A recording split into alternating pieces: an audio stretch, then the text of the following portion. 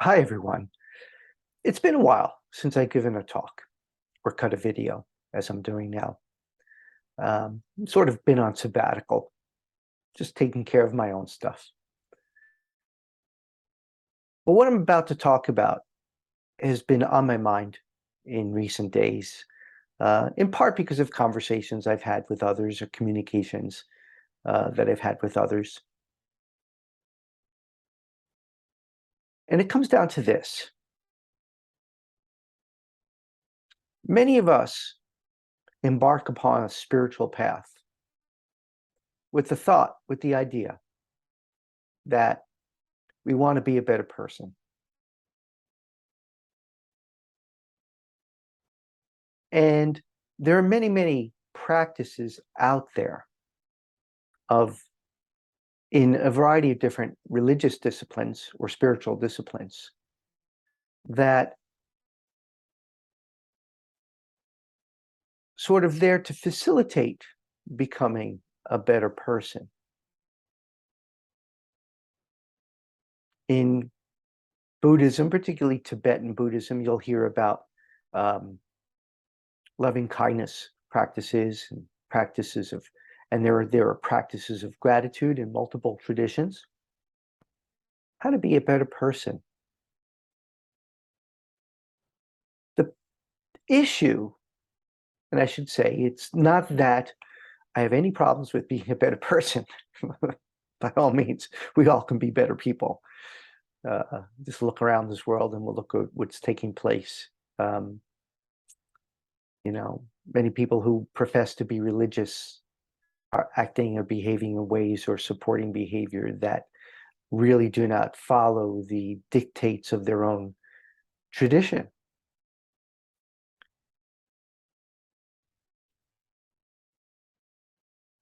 But I want to make a different point. It's not about being a better person, but in fact, it's about letting go of the person you are, or actually more precisely, it's letting go of the person you think you are. Indeed, it is this belief that there is a me that needs to be a better person, that wants to be enlightened, that wants to wake up to our true nature. That's the problem. It's the me. It's the belief in a me. That's the problem. It's the belief in a self, that there's a self here, that there's a person here who needs to practice some discipline to be a better person. I've talked about this before, and that's kind of a bottom-up approach. And saying, okay, well, start by practicing being a better person.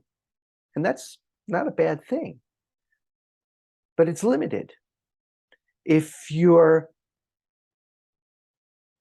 bounded by a set of belief systems, then within the context of those belief systems, practicing to be a better person is a good thing. But if you want to step away from the pain and suffering that arises, particularly as a result of this idea that you are a person, you are a me, then you need to drop the idea of a me, of a self. Now, that's not to say also that there's no sense of self. Yeah, there is a strong sense of self here. And this sense of self has its own story and set of conditions and a particular environment in which it operates. But the key, particularly coming from a Buddhist and non-duality perspective, the key to eliminating suffering is to let go of the me. The key to experiencing enlightenment or to wake up or to realize your true nature demands, requires that you let go of this idea of a self. And so there are spiritual practices not designed to be a better person, but there are spiritual practices that help guide you and facilitate you to perhaps recognizing that there's no me. And those practices are good. They're useful. They're skillful means. Now, I come from a Zen background of a Japanese lineage. I've also been engaged with non-dual teachers over the last few years, and I myself have been teaching as best as I can here locally in Boise. And whenever I produce these videos to whomever might stumble upon them. And we might adopt a discipline and perhaps even a lineage within the discipline, as there are many lineages, for example, in Zen. There are Japanese lineages, and there's Rinzai and Soto lineages in Japanese Zen, and there's Chinese Zen, and there's Korean Zen, and there's Vietnamese Zen. And then there's other forms of Buddhism, such as Tibetan Buddhism and the Hinayana Buddhism, the Thai forest tradition. There are many forms of Buddhism, just like there are many forms of Christianity. And there's multiple forms of Judaism. Waking up to your true nature is not about believing that anything must happen or that you are required to do something in order for that to happen. All it requires, even for an instant, is a dropping of the me. Dogen Zenji, one of the probably the greatest prolific writers of Zen, who lived in the 13th century, who, if I remember correctly, brought Zen from China to Japan. When he talked about his dropping body and mind, and in fact, it was his own teacher that whispered in his ear one day while he was meditating in the Zendo, "You must drop body and mind." In a sense, you must drop the idea of a me. Now, here's the paradox: is there's no you that can drop the me. How can a me drop the me? It just has to happen, which is why many meditative practices put you on a cushion for hours on end, especially if you go to a retreat or you live in a monastery. The idea is that one day your me, your identification will meet with your me, will loosen up just enough for the veil to be lifted, and your true nature will be revealed. And your true nature that will be revealed is a very, very simple one. What you are is just this. It's what's happening right now. We miss it all the time, moment by moment by moment. It's missed. It's missed here. I get caught up on my thoughts. I identify with my me, my character. But there's been enough practice and diligence to recognize when that happens. Oh, yeah. Oh, yeah. It's a very simple thing, and yet it's not so simple. It's so obvious that you miss it. What you are is not the me. What you are is that which My language here is a little dualistic, but perceives the me. The me is just a thought. What is it that's perceiving the thoughts? Even the thought of me. What is it that's perceiving a reality? What is it? That's the question that should be driving you if you have a true interest in waking up to your true nature. And what I've learned to do, maybe not so well, but learned from others with whom I studied, is a set of kind of silly techniques that can be used, hopefully, to shift you past that identification with the me right now. Because you don't have to wait. That's what the idea that you need to practice to become a better person actually means. It means I need to practice to be a better person, and then hopefully maybe one day I might be enlightened, or I might receive God's grace. You don't have to wait. You don't have to wait.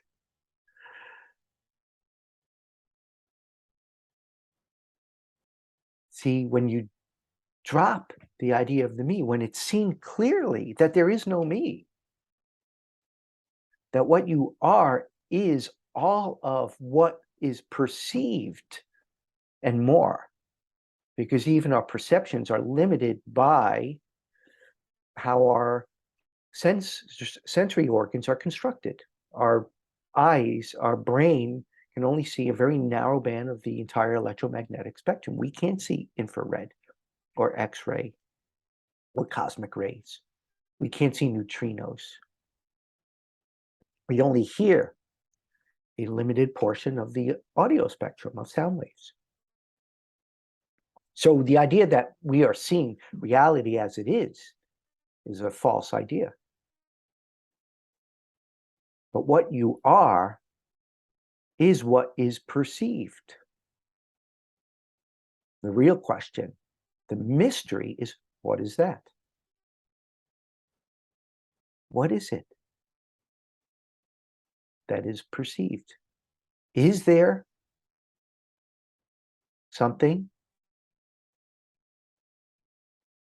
A further investigation into that might lead you to a second realization, which is there's nothing there.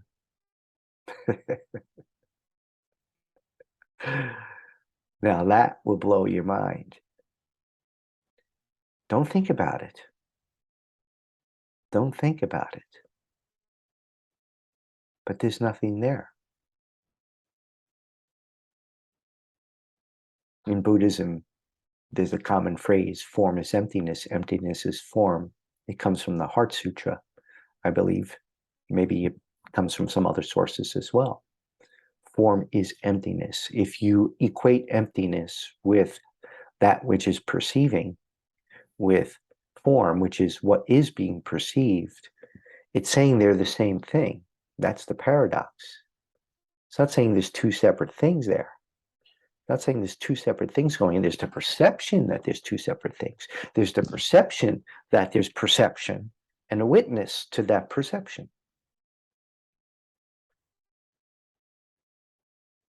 Anybody who's listening to this, I encourage you to go back and find my talks on mental distancing parts 1, 2, and 3, because I really kind of lay it out. But once you realize that you are just this, that means you are all of this. All of this. You're the bird. You're the raindrops. You're the thunderclouds. You're the computer screen. How can you separate that which you seem to be perceiving from that which is perceiving? Can you have perception without awareness of perception? Can you have awareness without perception? Once that is really realized, then the whole need to become a better person falls away. Not that I'm saying there's no room for improvement. There's always room for improvement in how this character, how this supposed me interacts with other beings and the world. But when you see that all other beings in this world, all aspects of form, from the smallest wave function and subatomic particle to the grandest galactic structures and superclusters and filaments of the universe that are being revealed to us through our telescopes, such as the James Webb Telescope or the Hubble Telescope. From the most infinitesimal particle to the most infinite reaches of outer space is you, is what you are. Not the me, but what you are. You are, one way of phrasing it, you are the cosmos looking at itself. Everything's included. Everything's included in the cosmos that's looking at itself. So why do you have to practice being a better person? If you are this whole thing, then the notion here that I'm trying to express is that you don't have to practice being a better person. You just will manifest. You'll manifest through this character a better person, because that person over there is you. It's coming from the same substrate. It's coming from the cosmos. It is the cosmos. That person and that person, regardless of their skin color, regardless of their nationality, regardless of their gender, regardless of their political affiliation, regardless of any superficial characteristic, because all of those characteristics, by the way, are just ideas. They're ways we differentiate ourselves from others. Well, when you see that there is no separation between you and others, then the need to practice to be a better person doesn't make any sense. Does it? Maybe. I don't see it. I say I don't see it. It's not seen. Acting happens. Interaction happens. Interaction with myself. It's like I hug the entire world. I hug the entire world. The entire world is me. All life forms, like I said, all human beings, all people, all particles, you name it.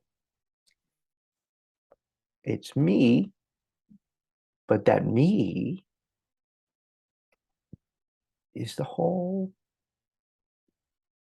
cosmological substrate.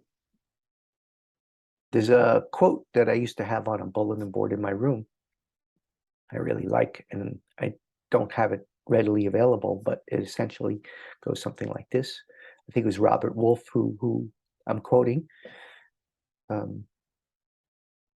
When the me is realized to be the absolute, that is everything, then the me will be realized. Then the absolute will be realized. I'm sorry. When the me is realized to be the absolute, then the absolute will be realized. That's awakening. That's falling into the mystery, into the abyss. That's enlightenment.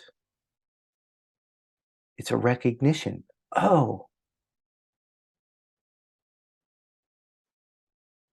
just this.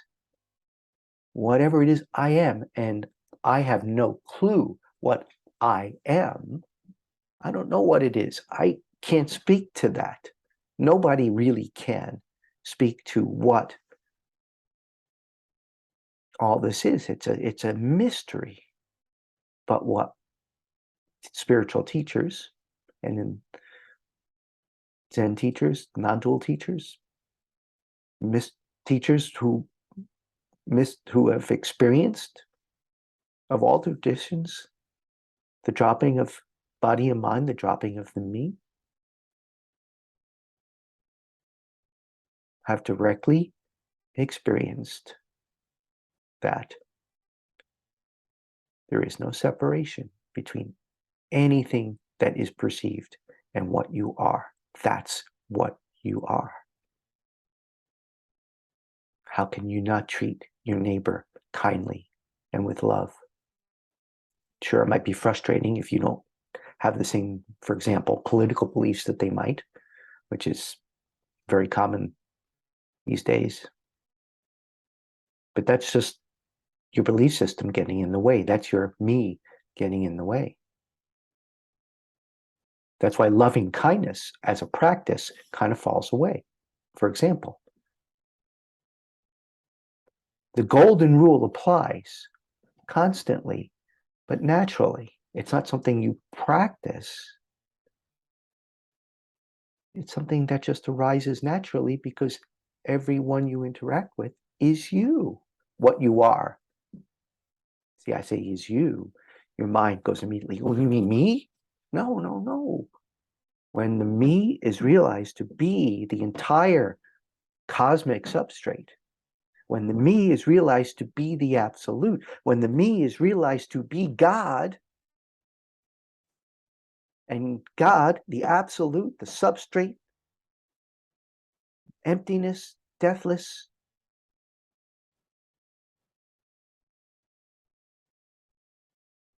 is seen for what it is, that it is everything, contains everything, then how can you not act with loving kindness?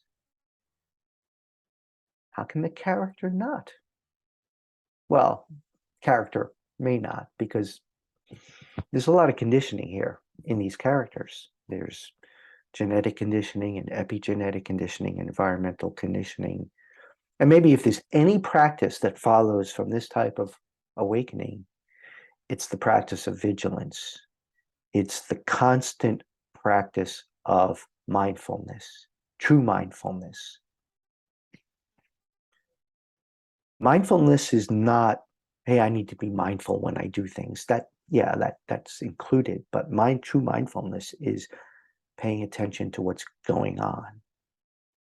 Mostly paying attention to the fact that thoughts are happening, but those thoughts are not what you are.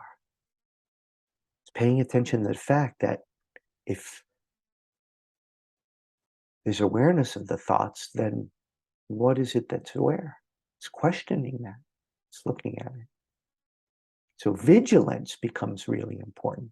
That kind of practice, giving yourself the opportunity to sit quietly on a cushion or to walk in nature,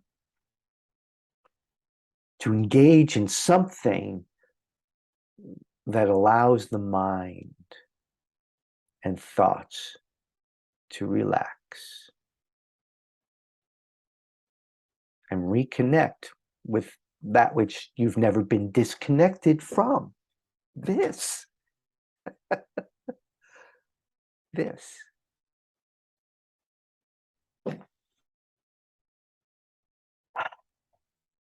It was good to do this again.